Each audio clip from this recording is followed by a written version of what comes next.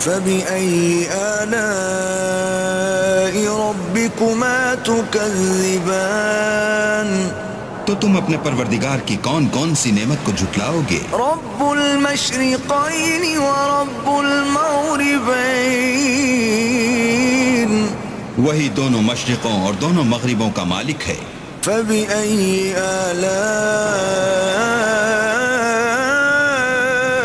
ربكما تكذبان تو تم اپنے پروردگار کی کون کون سی نعمت کو جھٹلاؤ گے؟ مرج البحرين يلتقيان، اسی نے دو دریا رواں کیے جو آپس میں ملتے ہیں، بينهما برزخ لا يبغيان، دونوں میں ایک آڑ ہے کہ اس سے تجاوز نہیں کر سکتے۔ فبأي آلاء